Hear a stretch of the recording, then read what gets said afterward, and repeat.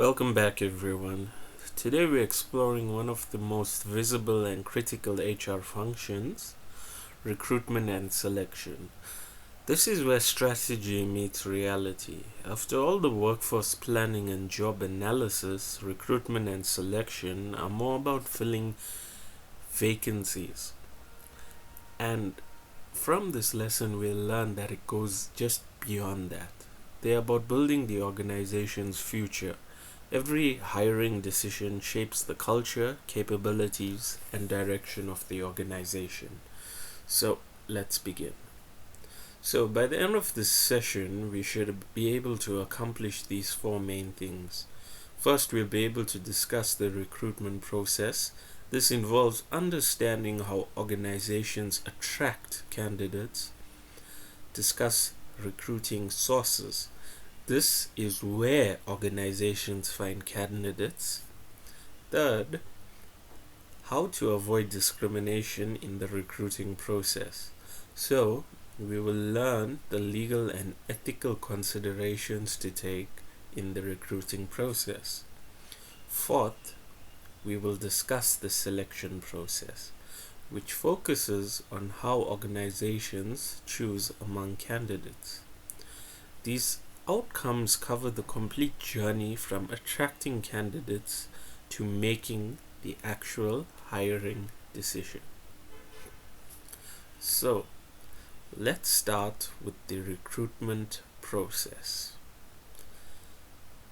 We have four learning objectives within this. We're going to understand the overall framework of the recruitment process, the importance of employer branding, which focuses on why reputation matters.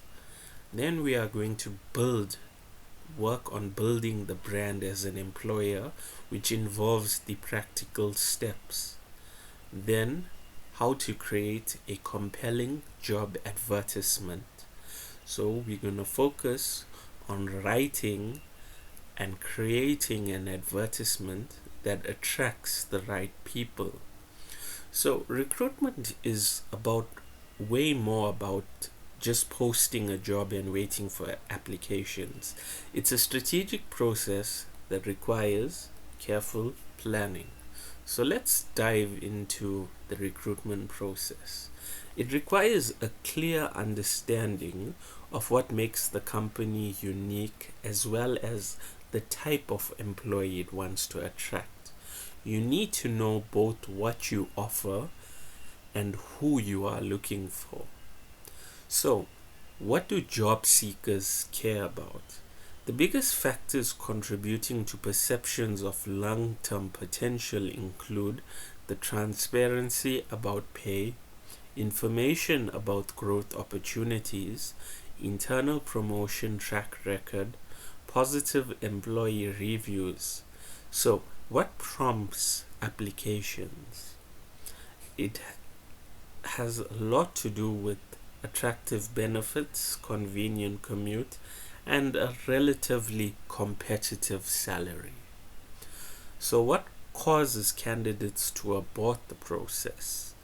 It's usually layoff announcements in their own current careers, negative interactions with recruiters, negative employee reviews, and leadership or employee scandals.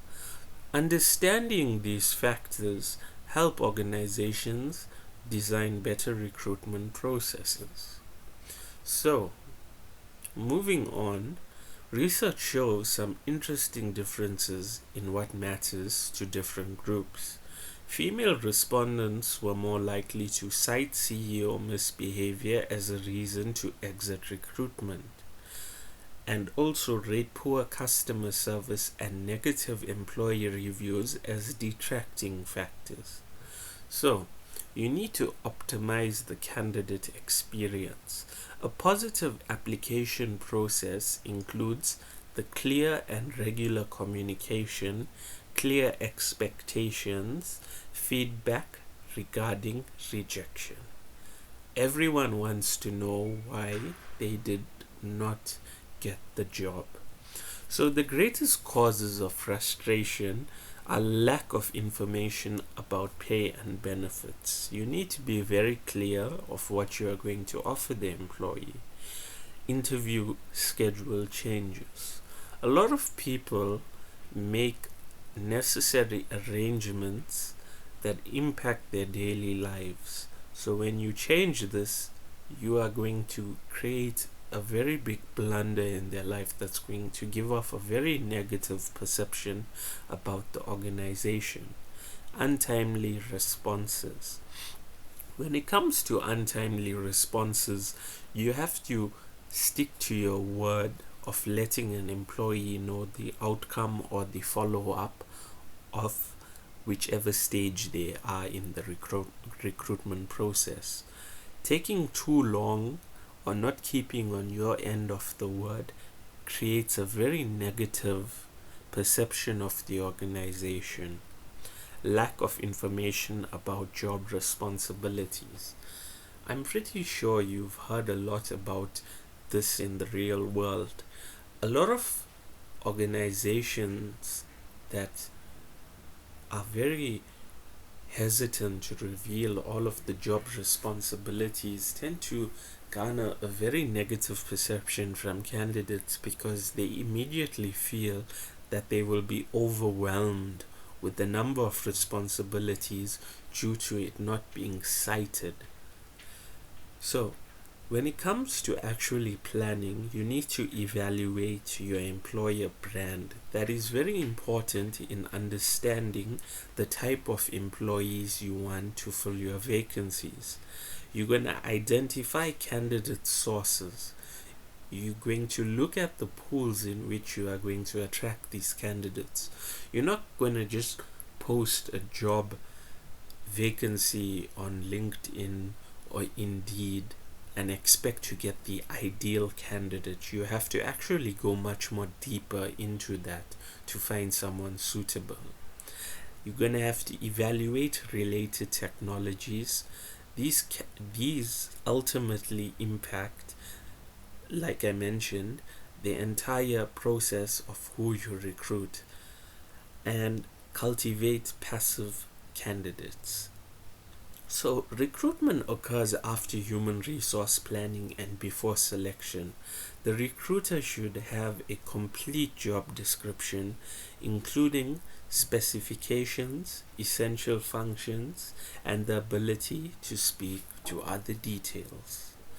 Moving on, we're going to discuss more about employer branding. I didn't emphasize and critically evaluate this in the previous slide because I dedicated a slide to this. A positive employer brand is important because it affects the organization's ability to attract and retain talent. It is also a huge factor in financial and productivity implications. A nationally representative survey found that candidate choices are increasingly based on employer brand. Now, you have a lot of organizations, and I will give you a crude example of Google and Amazon, who have a very strong reputation for the way they treat employees. You need to look at that and incorporate it into your own organization. When people think about organization X, they want it to be known as an organization that is very upfront with their employees, treats them well, and is a very safe type of organization, not only when you come in but when you leave. So, what contributes to a bad reputation? Lack of job security. If you are constantly laying off candidates, you are going to, not candidates, employees, you are going to give off a very negative perception to candidates because they're going to feel that yes, they may get the job, but there's no security. They're eventually going to lose the job. Then you have dysfunctional teams. Now, I'm not going to emphasize too much on this because we already covered it, but an in-person organization fit is very important because an individual may have the competent skills but not necessarily be compatible with the organization's culture, that leads to a dysfunctional team that nobody wants to be a part of, and of course, poor leadership. So, what contributes to a good reputation? Stability, so job security, career growth opportunity, candidates who get with the organization actually progress in their careers, whether it be education or climbing into higher positions, and the ability to work with a high performing team. Nobody wants to work with the team that they essentially feel that they are carrying or they do not feel a part of. So the numbers tell the story. The minimum premium required to convince a candidate to take a job with a bad reputation was 10%. Almost half of the respondents said they would not consider taking a job with the company exhibiting all three negative factors. So this essentially shows us that employer brand has real financial implications. Nobody here watching this today would ever want to work with an organization that has a negative reputation and these three factors. So, moving on, how do we actually build a strong employer brand? Evaluate the brand, conduct surveys to determine what prospective employees think of your brand and the company as a place to work. You should get honest feedback. This will be able to tell you what you are doing correctly and what you are doing incorrectly. Therefore, it gives you the opportunity to work and improve on your weaknesses. Identify and clarify your employer proposition. So, you need to know what motivates and inspires your employees to drive through the gate every day and walk into the building. This allows for accurate brand communication. So, you need to know what essentially makes the employee happy, what makes them proud to be a part of your organization. Step 3, connect with your audience. Send the right message to the right people through the right medium. Different channels reach different audiences. The places in which you look for a company C-suite executive in comparison to a floor worker vary. You need to look at the correct channels for the right employees. Recruit and support brand ambassadors. This is a huge factor in marketing, where you need to provide employees with engaging shareable content. Encourage them to share and amplify their efforts. So organizations need to create a workplace where people want to work every day. Disengaged employees are estimated to cost US companies $450 to $550 billion annually in lost productivity. So, in other words, good branding and engagement is not optional, they are essential for business success. The actual implications it has on productivity seems very simple. Like, if you get a bad employee, you're not going to be productive. But when you look deeper into it and you see the financial implications, you realize that it not only affects the organization in one sector, but the organization as a whole. So, moving on, when it comes to writing a job advertisement, it's very important to understand what the job entails. This is often done with the help of an industrial organizational psychologist. You just don't randomly think, in this position, person X is going to do filing, they're going to answer calls, no, you don't do that. You have to first analyze what the job entails, whether there are educational requirements, whether there are specialized requirements, and a full list of the employee's duties. So there are two main approaches to job analysis. It is the task-oriented approach, which lists the details of tasks to be performed for the job, and it focuses on what the person will actually do.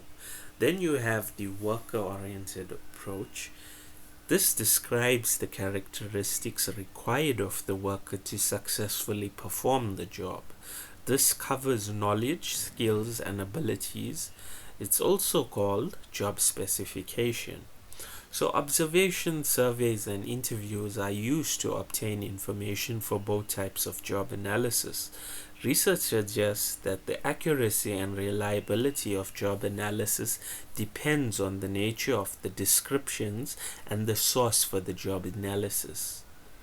And then later you can have a look at the ONET database that can be used to identify KSAs for different positions. It's a very valuable resource for creating accurate job ads. In the event you do not have access or the means to an industrial organizational psychologist, you can use platforms like these to find them.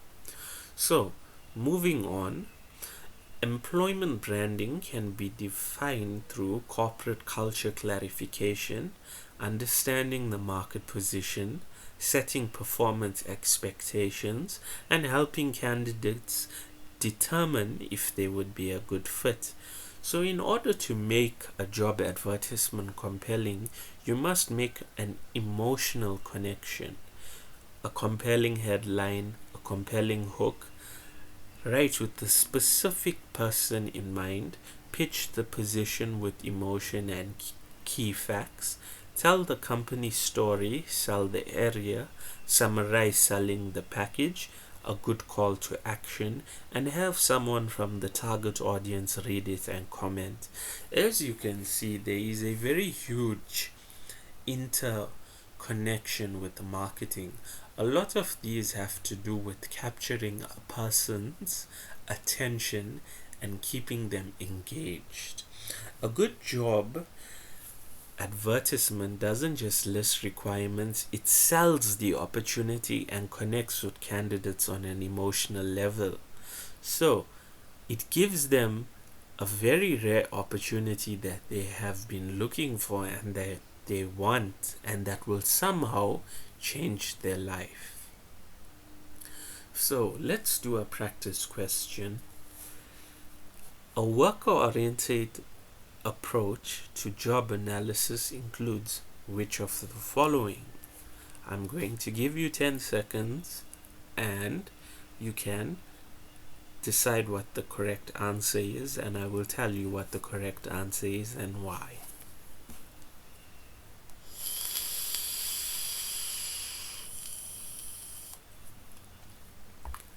So, the correct answer is B. The characteristics required of the worker to successfully perform the job. A worker-oriented approach focuses on the person needed for the job. The KSAs, it's also known as the job specification. A is incorrect because it's about the job requirements and not current employees. C is the task-oriented approach, and D relates to career development and not job analysis. So, moving on to recruitment sources. We're going to look at where organizations find candidates, the 2 learning objectives, discuss candidate sourcing, which is the various ways to find potential employees, and second, discuss the use of technology in recruiting, which involves how tools are changing the process. So finding the right candidates requires using multiple sources effectively.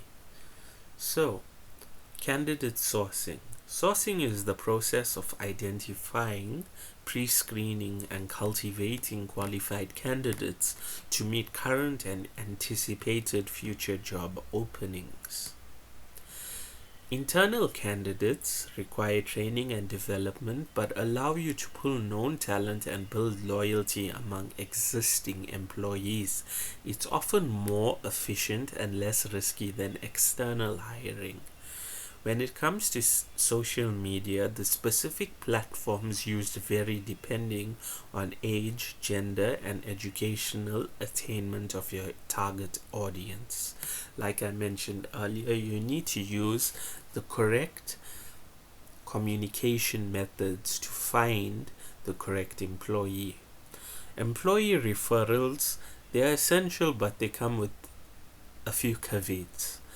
The employee might mistakenly assume job performance competence based on friendship, which is something that needs to be clarified immediately by the employee referring to future fellow colleague. It may lead to nepotism or hiring relatives.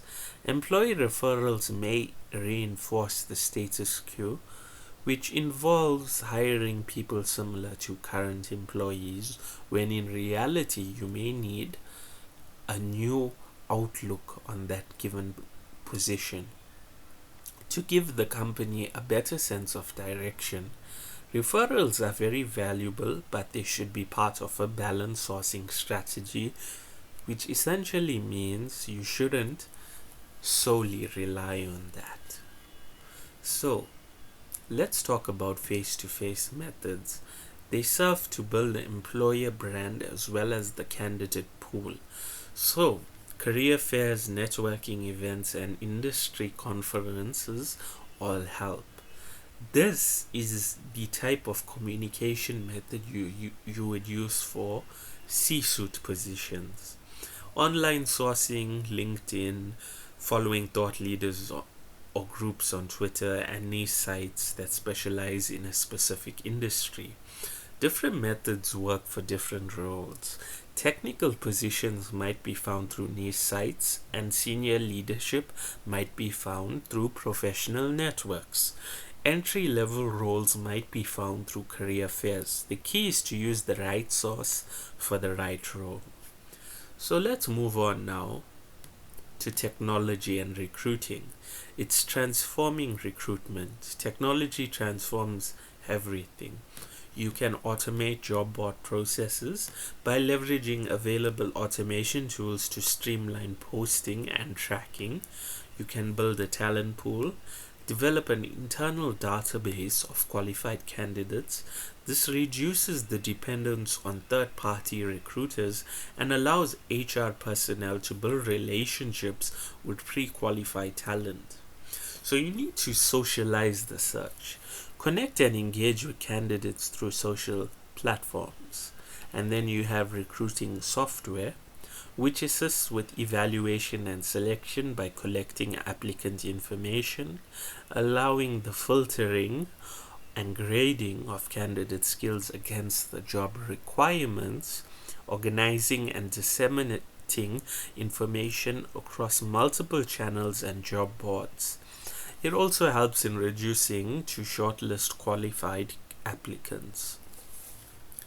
Now, when it comes to incorporating robotics, AI, and cognitive computing, AI can screen resumes, schedule interviews, and even conduct initial assessments, but always remember there needs to be some level of human oversight. It involves combining both content validity and empirical validity. So let's move on to another question. I'm going to give you a few minutes to read the question and the options, and I'm going to tell you the correct answer and why the other answers, the incorrect ones, are incorrect.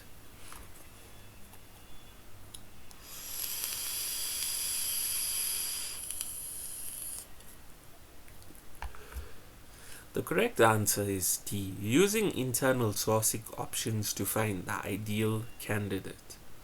Developing and promoting from within serves as a continuous learning process because it builds capabilities over time. When you invest in internal talent, you are developing skills that benefit the organization in the long term. A, B, and C are all good sourcing methods, but they do not have the same development benefit as building internal capability. Now let's move on to avoiding discrimination, and we're going to discuss how to avoid it in the recruiting process. It is very important for legal compliance and for building a fair, inclusive organization. HR personnel should evaluate the advertising, recruitment, screening, testing, and selection techniques to avoid both intentional discrimination and practices that have an adverse impact. So what that basically means, you need to assess all of the techniques and deduce whether in any way it is somehow giving off intentional or unintentional discrimination that somehow will affect the employee and their view of the organization. And also remember that you need to take into consideration the EEOC guidelines. It is illegal to publish a job advertisement showing a preference for or discouraging someone from applying due to their race, religion, sex, national origin, age, disability, or genetic information. It's illegal to engage in recruiting practices that have a discriminatory impact. So, always remember that the candidate you are looking for cannot be based on these factors. Now, with that being said, there's Title 7 of the Civil Rights Act. It permits employment tests unless they are designed, intended, or used to discriminate. Title 7 applies to both employers and employees. Disparate treatment, which is intentional discrimination, and disparate impact, practices that appear neutral but have a discriminatory effect. Both are illegal even if discrimination is unintentional. So, the key requirements, we look at the American with Disabilities Act. It requires reviewing practices to determine whether potential discrimination is present. So any disparate impact must be job-related and consistent with business necessity.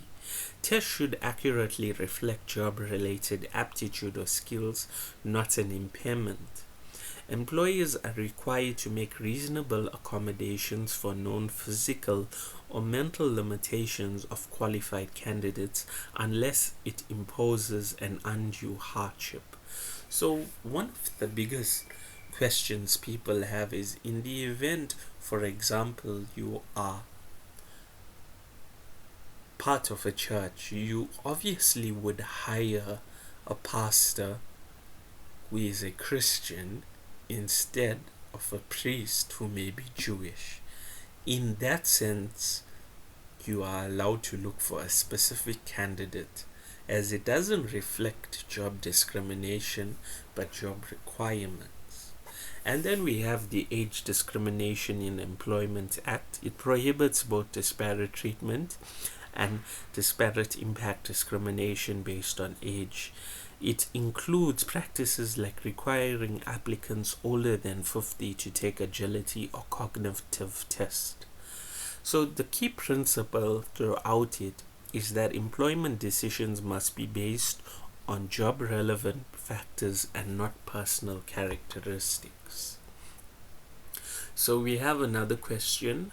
I'm going to give you time to read it and look at the answers, and I will tell you the correct answer and why the others are incorrect.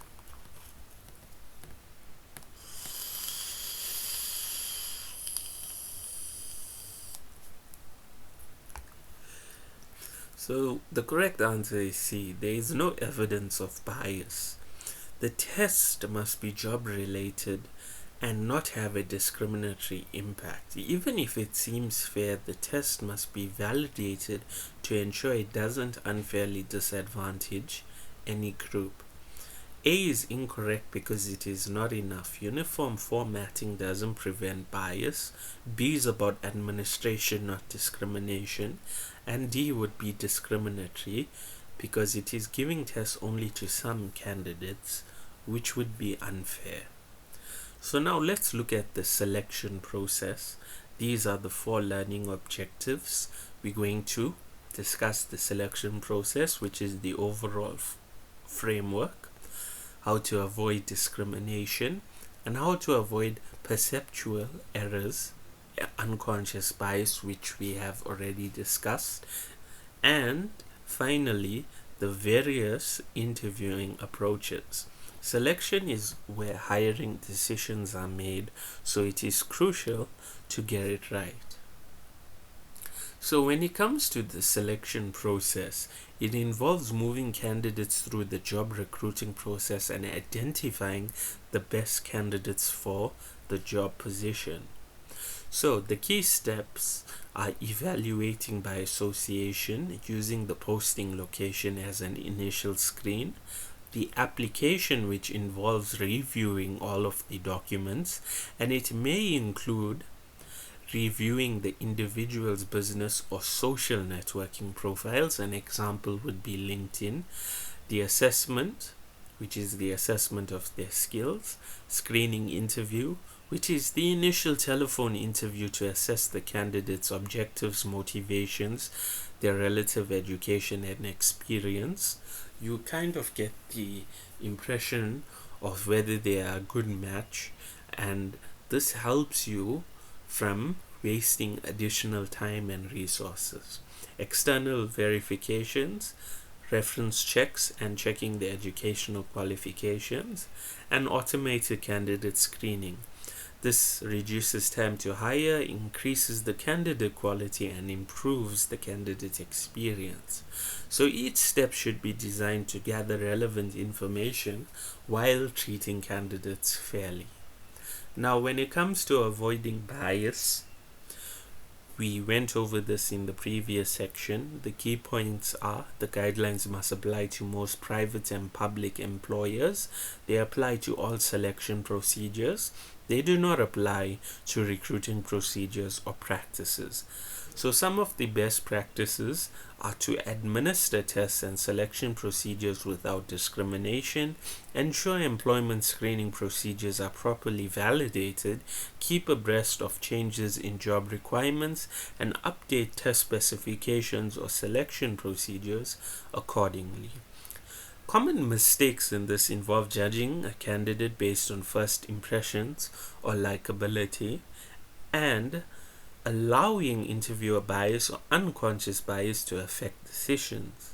Studies have shown that bias impacts almost every variation of human identity, so being aware of this is the first step to addressing it. For a position that involves a receptionist, a person, being the recruiter, might indirectly give preferential treatment to an attractive young woman in comparison to a different candidate because they just seem more likable. So you need to avoid that. Now, moving on, there are 2 approaches to reducing bias. And first of all, it's awareness. Training and education about unconscious bias helps employees recognize their own biases, and conscious decision making, which involves designing approaches that help us make decisions more consciously. This includes using structured interviews with consistent questions, having multiple interviewers using objective criteria for evaluation, and deliberately considering candidates from diverse backgrounds. So the goal is not to eliminate all judgment, but to ensure that judgment is based on job relevant factors and not personal characteristics. Now we move on to interview approaches. There's the traditional one-on-one, which is the most common approach, where a single interviewer meets with one candidate. It is very simple and efficient to do, but it can be biased based on the interviewer's preferences. And then you have a panel of interviewers, where a committee of several interviewers meets with the candidate at the same time. Standard practice in academia and many businesses, and it provides multiple perspectives, which is one of the best approaches and why traditional one-on-one interviews are being phased out. And then you have a series of interviews where candidates meet one-on-one with multiple interviewers in sequence. It allows deeper exploration but takes more time. So regardless of the format, those involved in the process should be trained in effective interviewing techniques. Interviewers should know what questions are prohibited. Questions should be relevant to the position and consistent across candidates, and they should focus on job duties, relevant skills, qualifications, and success factors. Following these best practices helps avoid litigation and produces better hiring decisions.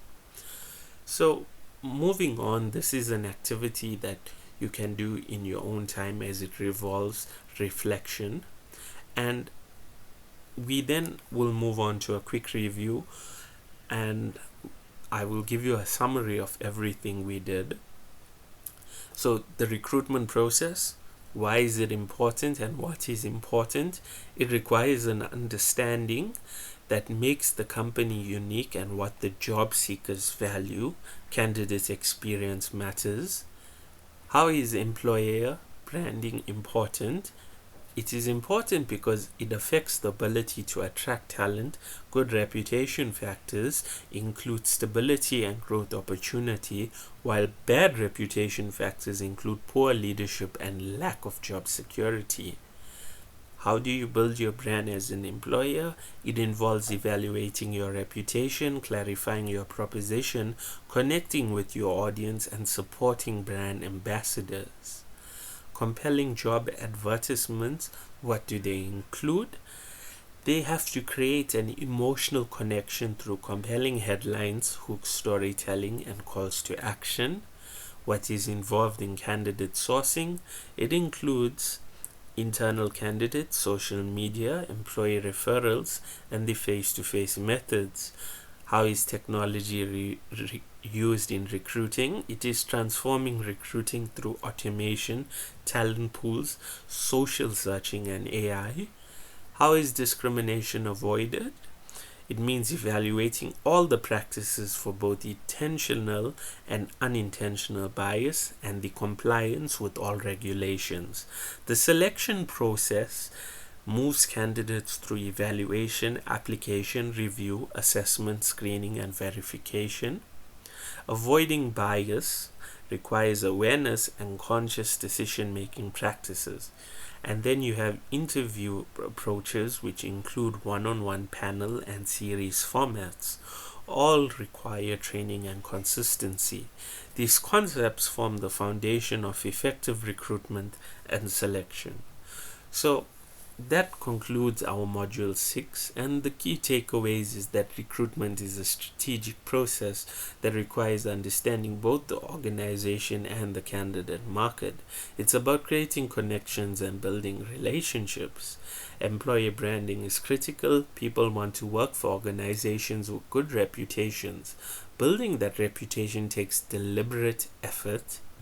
Third, the candidate sourcing requires using multiple channels. Different sources work for different roles and different candidate groups. Fourth, avoiding discrimination is both a legal requirement and an ethical obligation. Organizations must evaluate all practices for potential bias. And fifth, the selection process requires careful design to identify the best candidates while avoiding bias. So, that basically covers everything for today's session. Thank you for your attention and participation, and I'll see you in the next lesson. Thank you. Bye.